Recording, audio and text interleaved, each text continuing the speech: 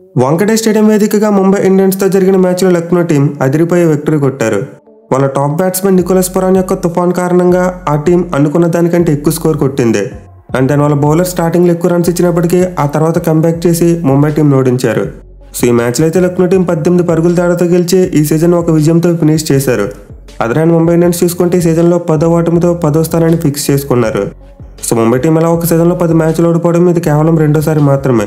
ప్రీవియస్గా 2022లో కూడా వాళ్ళు ఎలానే 10 మ్యాచ్లు ఓడిపోయి 10వ స్థానంలో నిలిచారు.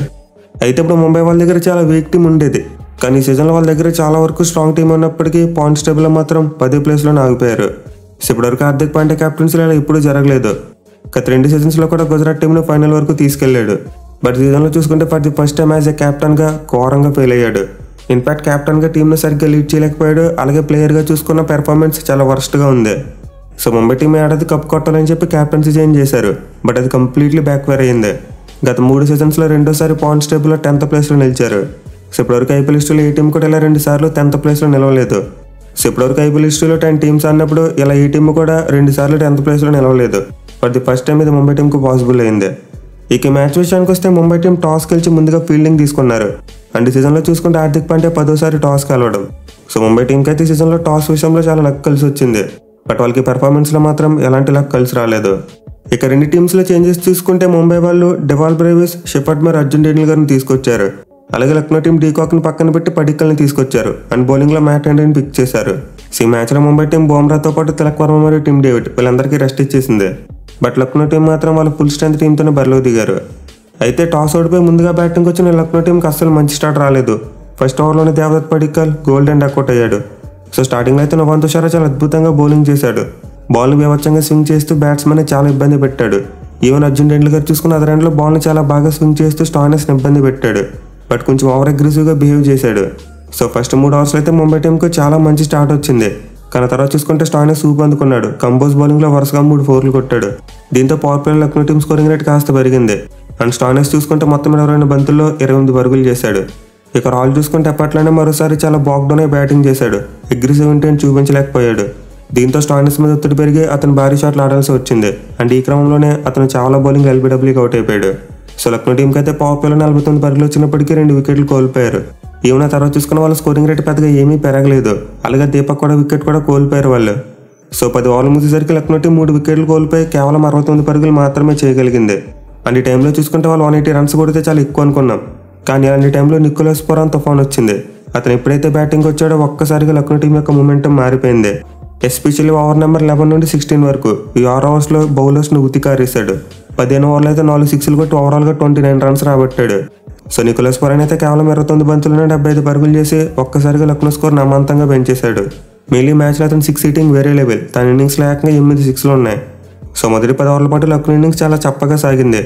బట్ నికోలస్ పురాన్ ఎప్పుడైతే బ్యాటింగ్ వచ్చాడో కంప్లీట్లీ మొత్తం సినిమాని మార్చేశాడు. అతను రాహుల్తో కలిసి కేవలం 44 బంతుల్లోనే 109 పరుగుల పార్ట్నర్షిప్ నెలకొల్పాడు. సో ఈ పార్ట్నర్షిప్ అయితే లక్నో టీంని చాలా స్ట్రాంగ్ పొజిషన్లోకి తీసుకెళ్లిపోయింది. ఈవెన్ రాహుల్ చూసుకున్న పురాన్ వచ్చిన తర్వాత కాస్త బెటర్గానే బ్యాటింగ్ చేశాడు. 41 బంతుల్లో 55 పరుగులు చేశాడు. సో వీళ్ళిద్దరు పార్ట్నర్షిప్ అయితే ముంబై బౌలర్స్ని కంప్లీట్లీ బ్యాక్ ఫుట్ మీద పెట్టింది. ఈవెన్ వీళ్ళిద్దరు అవుట్ అయిపోయిన చివరిలో ఆయుష్ పదోని చాలా మంచి క్యామ్ ఇన్నింగ్స్ ఆడాడు. 10 బంతుల్లోనే 22 పరుగులు చేశాడు. అలాగే కృణాల్ పాండ్యా చూసుకున్న ఒక 6 and 4 కొట్టి 7 బంతుల్లో 12 పరుగులు చేశాడు. సో ఫస్ట్ 10 ఓవర్లో లక్నో ఇన్నింగ్స్ ఒకలా ఉంటే నెక్స్ట్ 10 ఓవర్స్లో మాత్రం విధ్వంసం. వాళ్ళు లాస్ట్ 10 ఓవర్స్ ఏకంగా 143 పరుగులు కొట్టారు. అంటే ఫస్ట్ 10 ఓవర్స్లో కొట్టిన దానికి డబుల్ కంటే ఎక్కువ కొట్టారు. సో దీన్ని బట్టి అర్థం చేసుకోవచ్చు నికోలస్ పురాన్ యొక్క తుఫాన్ బ్యాటింగ్ లక్నో ఇన్నింగ్స్ని ఎలా మార్చేసింది అనేది. మిగిలిన 180 వరకు కొట్టడమే కష్టం అనుకున్న టీం ఏకంగా 214 పరుగులు చేసింది.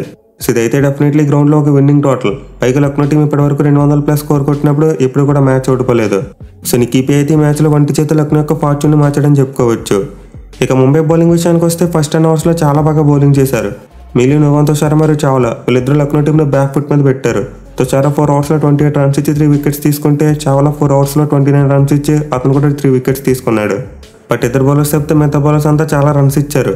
అఫ్కోర్స్ నెహల్ వద్ర 2 ఓవర్స్లో 13 రన్స్ మాత్రమే ఇచ్చి మంచి బౌలింగ్ చేశాడు. బట్ మిగిలిన బౌలర్స్ చాలా అంటే చాలా ఎక్కువ రన్స్ ఇచ్చారు. మిగిలిన హార్దిక్ పాండ్యా బౌలింగ్ చేంజెస్ చాలా ర్యాండమ్గా కనిపించాయి. అలాగే మధ్యలో అర్జున్ డేనియల్ గారు 2 సిక్స్లు ఇచ్చిన తర్వాత బయటకు వెళ్ళిపోయాడు. సో తుషారా మరియు చాలా బాగా బౌలింగ్ చేశారు కాబట్టి ముంబై టీం 250 వరకు ఇవ్వలేదు.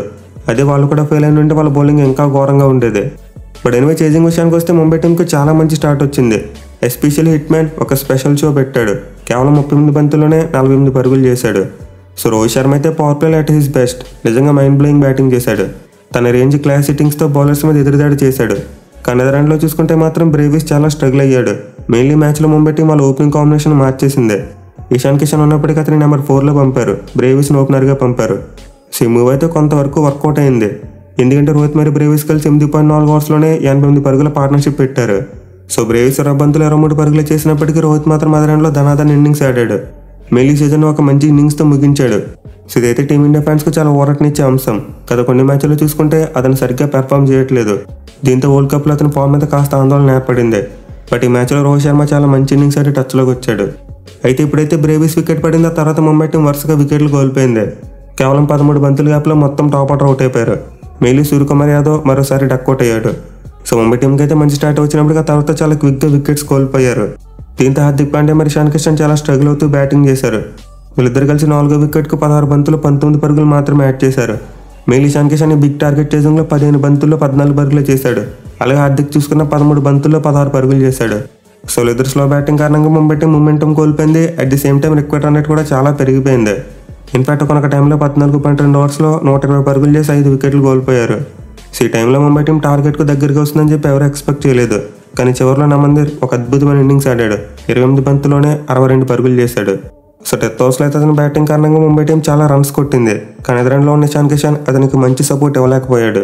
మీలో లాస్ట్ ఓవర్లో రన్నింగ్ బిట్వీన్ వికెట్స్ అంత ప్రాపర్గా కనిపించలేదు. బట్ ఏమో మ్యాచ్ గెలిపించలేకపోయినా నమందిర్ మాత్రం చాలా చక్కగా బ్యాటింగ్ చేశాడు.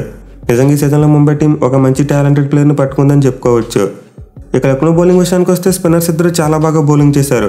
కృణాల్ పాండ్యా 4 ఓవర్స్లో 21 రన్స్ మాత్రం ఇచ్చి 1 వికెట్ తీసుకున్నాడు. అలాగే బిష్ణా కూడా 4 ఓవర్స్లో 37 రన్స్ ఇచ్చి 2 వికెట్స్ తీసుకున్నాడు. ఈవెన్ అర్షద్ ఖాన్ చూసుకున్నా చాలా పొదుపుగా బౌలింగ్ చేశాడు. వికెట్ తీయలేకపోయినా 2 ఓవర్స్లో 11 రన్స్ మాత్రం ఇచ్చాడు. సో ఈ ముగ్గురు బౌలర్స్ అయితే చేజింగ్లో లక్నో టీంలో చాలా వరకు ముందుకు తీసుకొచ్చారు. మెయిన్లీ బిష్ణా, రోహిత్ శర్మ వికెట్ తీస్తే కృణాల్ పాండ్యా, సూర్యకుమార్ యాదవ్ వికెట్ తీశాడు. అంటే ఇద్దరు అవుట్ అవడం వల్ల ముంబై టీం చాలా వరకు ట్రబుల్లోకి వెళ్ళిపోయింది.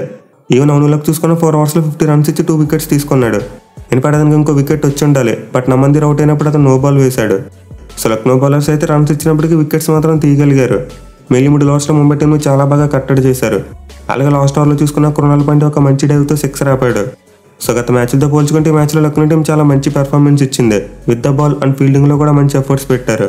దీనివల్ల టీం ముంబై టీంను 18 పరుగుల దాటితో బీట్ చేయగలిగింది. సో ఇప్పుడైతే ఈ మ్యాచ్లో విజయం ద్వారా లక్నో టీంకి 14 పాయింట్లు వచ్చాయి. అండ్ వాళ్ళు పాయింట్స్ టేబుల్ ఆర్సీబీ టీంను వెనక్కి నెట్టారు. బట్ స్టిల్ వాళ్ళ నెట్ రన్ రేట్ చాలా నెగిటివ్లో ఉంది కాబట్టి వాళ్ళు అఫీషియల్గా ఎలిమినేట్ అయిపోయారు. సో ఇప్పుడు పాయింట్స్ టేబుల్ 4వ ప్లేస్ కోసం కేవలం ఆర్సీబీ మరియు సిఎస్కే ఈ 2 జట్ల మధ్య పోటీ ఉండబోతుంది. చూడాలి మరి రోజు మ్యాచ్లో ఎవరు విజయం సాధిస్తారనేది.